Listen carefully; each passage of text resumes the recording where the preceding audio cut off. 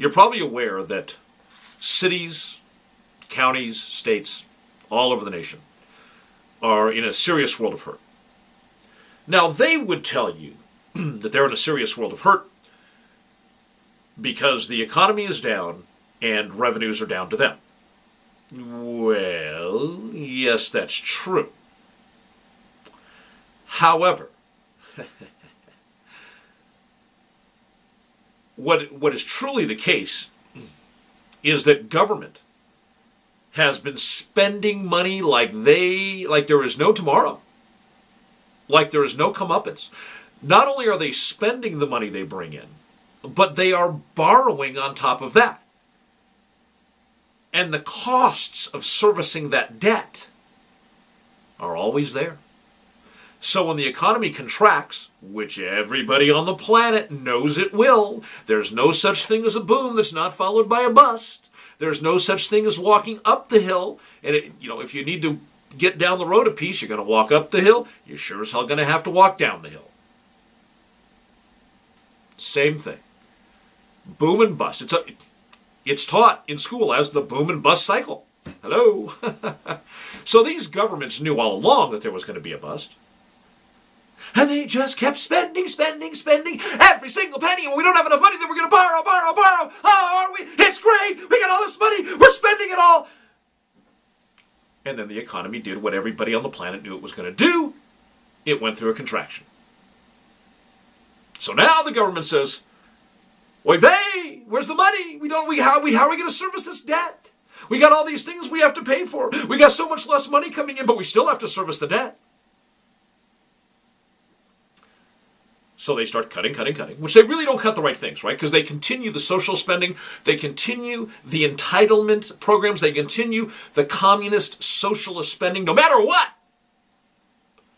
What do they cut? They cut things like bridge maintenance, road maintenance, police, fire. That's what they cut.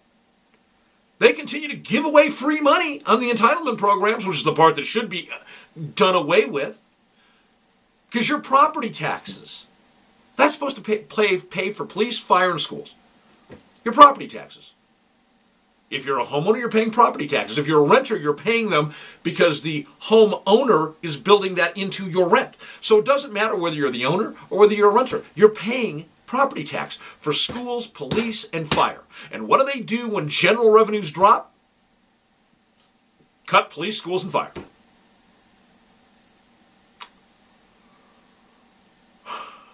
The entire system has been turned on its head. But let me return to Phoenix. Just wanted to lay some context for you there. So Phoenix now, saying that they are at risk of having to cut police, fire, and other city jobs, has approved a sales tax on food. On food, raw food. Now, typically, we've talked about sales tax on this show, and we know it doesn't apply to everybody, but nevertheless, it is what it is. The big corporations are running it the way they do. So, typically, the way sales tax is handled is that if you buy prepared food, such as you go to a restaurant, there's sales tax on the bill. However, if you buy food to take home and cook, it is exempt from sales tax.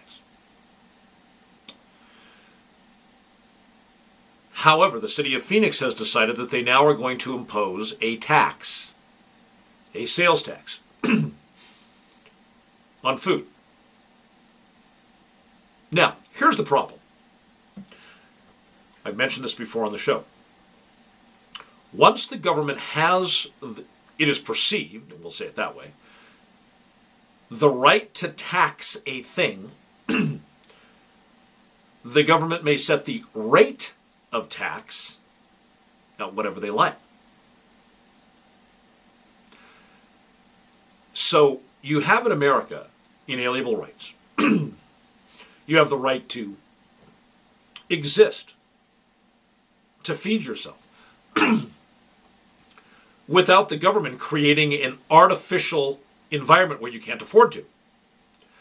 So if the government can charge 2% on lettuce, bread, bananas, peanut butter, whatever, If it can charge 2%, then it's free to charge 2,000%. If the government were to impose a 2,000% tax on food, you would no longer be able to exist. They would have taxed you into starvation. Any case where the government can tax you out of an inalienable right, such as to exist, is an area that they have no authority to tax in. But the people just pay the tax because, as we said earlier, morally weak. Dave Champion, back in